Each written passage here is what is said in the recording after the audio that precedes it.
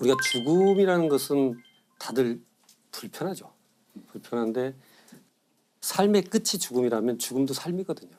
이 죽음에 대해서는 우리가 제도적으로 어떻게 접근을 해야 되느냐.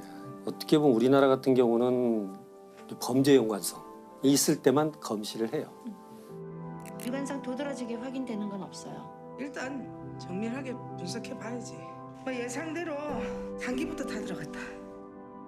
그러나 이제 그 안에 사고랄지 뭐 이런 여타의 자연사나 이런 것은 누구도 관심을 안 갖고 있죠. 그러니까 실은 통계적으로 보면 우리가 한 22만 명, 23만 명 정도가 1년에 사망을 해요, 우리나라에서. 그 중에 약 10% 차지하는 2만 8천 명 정도가 사인을 몰라요. 아, 그렇게 많아요. 그러니까 범죄란 뜻은 아니죠. 범죄는 아니고 전혀 온갖 검증을 종류의- 거치지 않는 거죠. 전혀 사인 미상이라 하더라도 장래 사망 등록이 되는 현실입니다.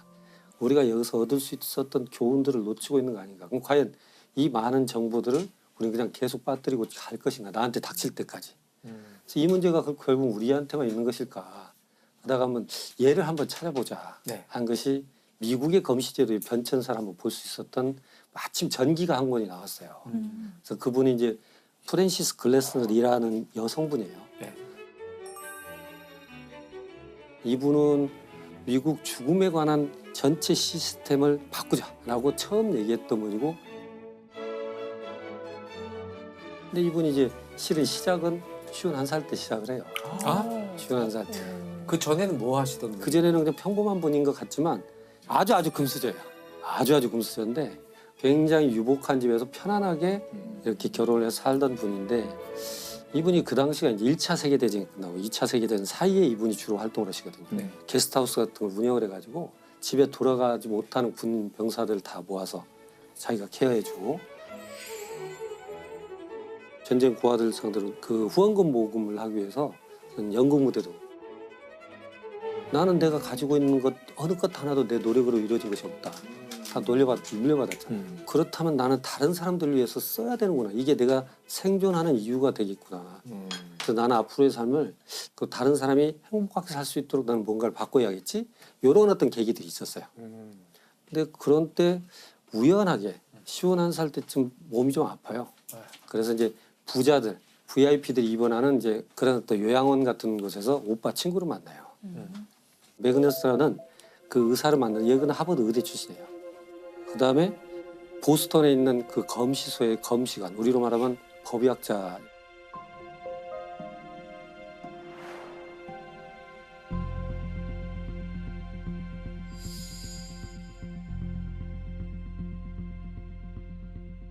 원래는 검시관이라는 제도는 코로너 그래요. 코로너가 이제 크라운 왕관 있죠. 네. 이 크라운에 변형된 말이 코로너예요. 네. 그러니까 왕실에 귀속된 재산을 관리하는 사람이에요. 또는 누가 사망하거나 살인하면 임자 없는 재산을 왕실로 귀속시키기도 하고. 이제 영국에서는 그런 사람들이 판사 역할을 했죠. 검시 판사 역할을. 근데 미국으로 오니까 미국은 워낙 인적 인프라가 적잖아요. 그러니까 코로너 제도는 들어왔는데 임명할 사람이 없으니까 그냥 일반인을 임명을 해요. 그러니까 일반인이고 농부가 하기도 하고 장례업자가 하기도 하고. 근데 이 사람은 일반인이잖아요. 중요한 건 법적 권한을 갖고 있죠. 그러니까 이 사람들이 이 시신을 딱 보고 자기 마음대로 평가를 하고 자기가 또 임명한 위원회를 통해서 그냥 정리를 해버려요. 어떤 코로너들이 어린애 신생아, 아주 어린애가 사망한지 발견되니까 자기들끼리 심사를 하고 처리를 하고 돈을 수당을 돌려받고, 이 시신을 또 저쪽으로 옮겨요. 또 그래 거기서 자기들끼리 또 해서 돈을 받고. 저런. 그런 식으로 돈벌이로 아주 전락을 해서. 불과 100년 전에. 그렇죠. 예. 부패가 너무 심할 수밖에 없는 현실이에요. 그러니까 그런 일이 있어서 보스턴 지역에서는 검시관 사무실을 처음 만들었어요. 미국에서 최초로. 그 검시 사무실에 격리를 마치고 거기 있었던 거예요. 네. 그래서 거기서 이런저런 대화를 해요. 그러다 보니까 죽음에 대해서, 억울한 사건들. 그러니까 보니까 아니 무슨 죽음에 대해서 이렇게 허술한 건가? 뭐 죽음이 무슨 장사인가? 이렇게 되면 앞으로는 어떻게 되지? 하고 문제의식을 가진 거예요. 그러니까 나도 한번 검시소를 데려가줘. 따라가서 이제 부검을 보고 인체를 보고 그 오빠가 하는 일을 보니까 야 이건 참 의미 있는 일이다. 그런데 그 순간에 이 매그네스가 뭐라고 하냐면 자기는 부검을 하고 검시를 하면서 인간 장기의 아름다움에 매료됐었다. 그런 표현을 해요. 그러니까 그 뭐냐면 인간 여기서부터 좀 이상해지는데? 그게 좀 비교할 수 있는데 네. 이 사람이 얘기하는 건 뭐냐면 무한히 계속적으로 살아 움직였던 장기가 어느 순간 멈춘 거잖아요. 네. 그게 하나의 물건처럼 보이는 것들이 어떻게 한 사람의 인격을 가지고 삶을 영위했었을까. 그걸 아름답다고 표현하는 게 그게 너무 강했던 거예요. 그 단어에 매료됐던 것 같아요.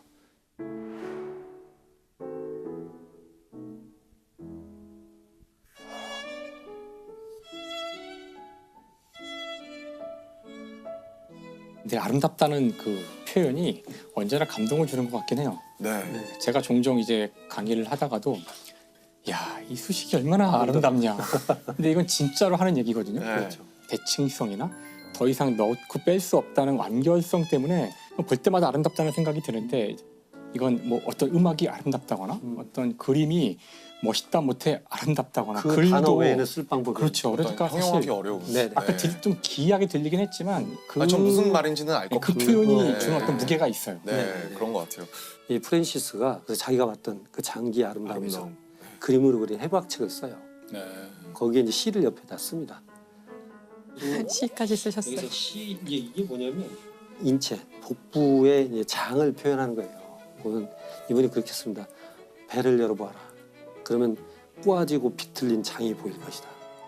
벨벳처럼 부드러우면서도 부채살처럼 강하게 너를 지탱하고 있는 견고한 장갑막을 보아라. 이런 표현이거든요. 그게 좀 어려울 수 있지만 사상 최초의 해부학 시네. 네, 에세벽 시죠. 이게 그 이제 뒤로도 어떤 없었을 것 같아요. 사행시처럼 만들어 놓은 거예요. 근데 이렇게 배를 열어보면 장만 막 꼬여 있어요. 장이 근데 서로 꼬이면 죽어요. 그 사이 잘 열어보면 장갑막이 쫙 벌써 서로 꼬이지 않도록 잡아주고 있어요. 그러니까 제가 볼 때는 이 사회가 굉장히 혼잡스럽고 거칠고 야만스러워 보이더라도 우린 그 기간에 부드러우면서도 어떤 형태로 견고하게 버티는 규칙과 규범이 있다. 뭐 이렇게 은유적으로도 볼 수 있는 형태. 오늘 또 뭐 정강이뼈가 나와요. 정강이뼈, 종아리뼈 뼈 두 개 네. 있잖아요. 네. 하체. 너는 나의 기억과 추억과 나의 사랑을 들어올리고 있구나. 너가 없다면 나는 단순히 하나의 머리와 굴러다니는 발일 뿐이야. 라는 그런 표현을. 정말 사랑하신 것 같아요. 네, 네. 인체를. 사랑의 시를 장기에다 바친 건데 네.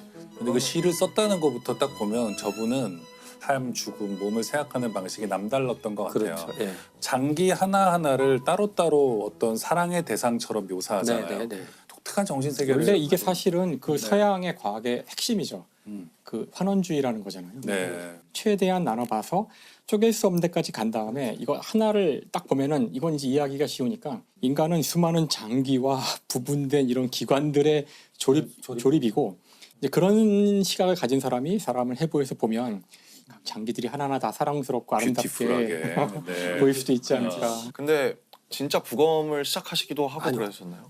이분이 이제 잘못 얘기되는 것이 법의학을 시작한 법의학자가 아니고 법률제도 이런 걸 전체를 바꾸려고 했던 사회 개혁자로 보면 돼요.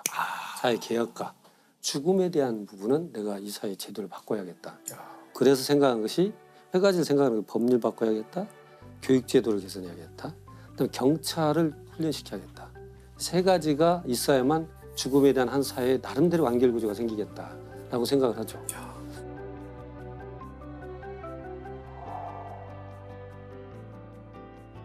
법률 제도를 바꿔야겠고 전문 검시관 제도를 들여와서 법의관 제도를 코로나란 일반인이 보지 않도록 그렇게 죽음을 전문가가 볼 수 있도록 해야 되겠고 근데 문제는 뭐냐면 이게 아까 말씀드린 대로 이권이 개입돼 있잖아요. 그러니까 그 코로나를 임명하는 것도 정치가예요. 정치가들은 이 질서가 그대로 좋아요. 자기들은. 자기 줄 수 있는 자리가 있으니까. 그래서 결국은 이권이 개입돼서 코로나 제도를 없애진 못해요. 그런 것은 부패 이런 게 많잖아요. 플랜 B로 가져온 것은 뭐냐면 검시해야 될 대상을 정하자. 그럼 그 대상에 해당되면 수사기관이 결정할 게 아니고 당연히 검시를 하는 걸로 하자. 국가가 대신 검시해서 사실관계는 파악해야 될 필요가 있다. 이렇게 이제 바꾸는 거죠. 그래서 지금 우리가 말하는 게 CSI가 그런 데예요. 그 CSI 수사대는 그런 식으로 해서 시작된 거거든요. 제도는 내가 정치인들 만나서 어떻게든 바꿔보려고 노력을 하는데 교육 재료가 없는 거예요. 그러니까 결국은 프랜시스가 왜 그랬어? 그러면 어떻게 했으면 좋겠느냐 그랬더니 나의 자료를 가지고 이런 검시관 제도를 만들고 이 전문 법의관을 좀 많이 키워내는 걸 만들고 싶다. 교육을 하고 거기에 싶다. 함께 하겠다라고 이렇게 그렇죠. 네. 하게 된 예. 거군요. 그래서 돈이 많다고 그랬잖아요. 영향력도 있고. 본인이 해야겠다. 중요한. 그래서 네. 하버드 학장을 만나러 갑니다. 아, 하버드 학장을 만나러 가고 내가 돈을 이렇게 낼 때 지정기탁이죠. 이불에 강의실을 이렇게 만들고 이불에 사무실, 실험실, 도서관 이걸 만들어주면 내가 돈을 얼마 내겠다. 그러니까 그 당시 돈으로 25만 달러니까 이야. 1929년 30년에 25만 달러면 엄청난 겁니다. 베그레스는 사망하고 그 뒤로 후임자를 병리 전문의를 가진 사람을 뽑아야 하버드에서 병리를 마치고 법의학 수련을 하려면 다시 수련 생활을 해야 되잖아요. 전문의가. 네. 월급이 적죠. 네. 이 보조의 월급을 주겠다. 음. 그래서 키워요. 그렇게. 근데 그 순순히 개인적으로 했었던 거예요. 그래 교육제도는 그렇게 사람도 고용하고 월급도 주고 다 해보는데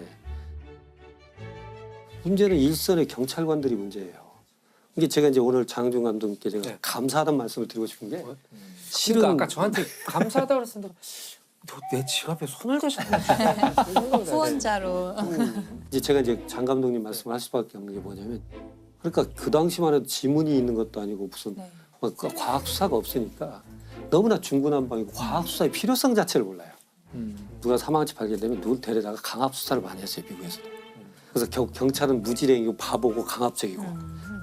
그래서 이 경찰에 대한 것 교육을 해야겠다는 것이 1920년에 생각한 거예요. 문제는 어디서 나오냐면 현장도 가지도 못하고 현장이 흐트러져 버렸고 자료 사진만 있으니 그 상황을 어떻게 설명할 길이 없어서 답답할 때가 많고 어떻게 했으면 좋겠느냐 그랬더니 실은 이 사람이 워낙 부자여가지고 시카고 그 오케스트라 단원들이 와서 그냥 파티를 할 정도예요.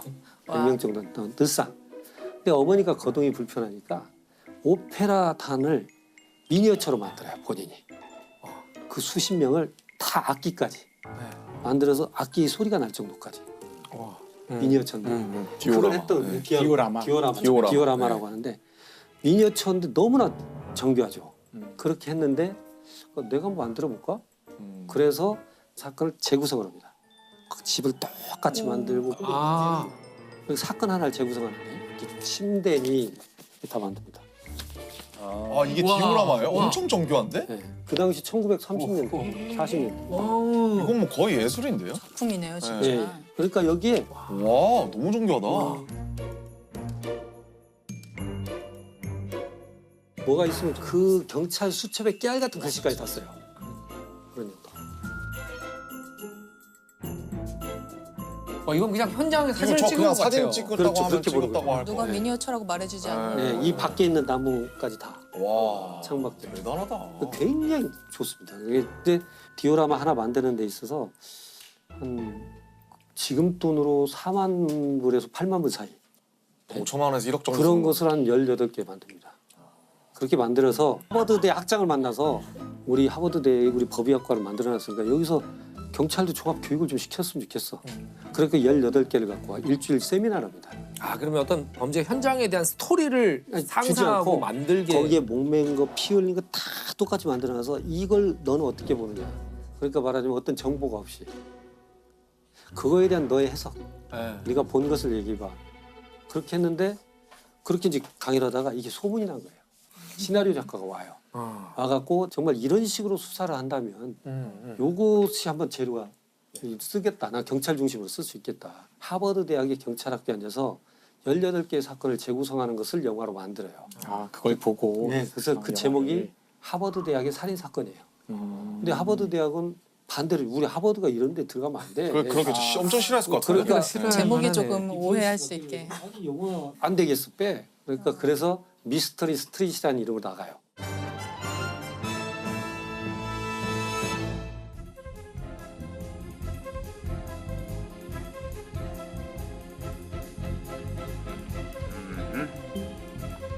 Length and width, all right.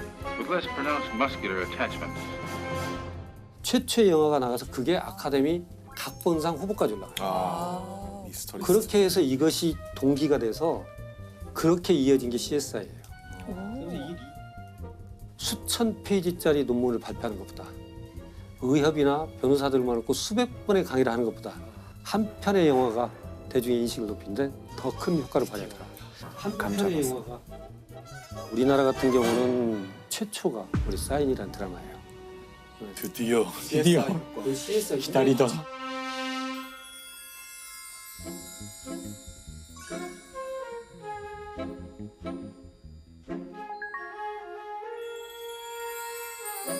사인 드라마 이후로 국가수에 갑자기 10명의 법의관이 늘어나기도 했어요. 맞아요. 진짜요. 장항준 효과. 오늘 회식하죠. 제가 이제 실은 공국진 선생님이 이렇게 저희 법의학의 태두시거든요. 평생을 혼자 싸우셨거든요. 1955년부터 시작해서 지금까지 걸어서 책을 그 수만 60권 넘게 쓰시면 그 돈을 다 법의학회에다 내세요. 아이고.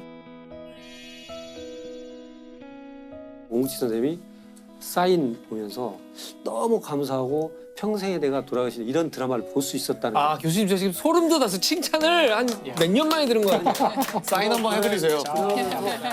아 드디어 제가 너무 감사합니다. 와. 야 그래서 제가 2011년도인가 공국진 선생님께서 너무 기쁘셔가지고 못하게. 당시에 사비를 1,000만 원을 주세요. 우리 사인 드라마에 대한 상패와 상금을 드렸어요. 이게 맞아요. 사비예요. 아그 삽인지는 몰랐어요. 우리가 아무리 노력을 해도 대중이 우리 몰라. 왜냐하면 가족 중에 부검할 일이 없어요. 경험하기 힘든 근데 일이죠. 그런 속에서 그 사인이 등장한 겁니다. 진짜. 이 공원이 인정을 받았나요? 그 당대에? 경찰들한테 인정을 받았어요. 아. 장례식장에 경찰관들 그 교육생들이 많이 왔고 네. 경찰로부터 진짜 경감 계급도 네. 받고 경찰에 있어서는 법정에서 이 교육생들이 많은 진전을 이뤄요.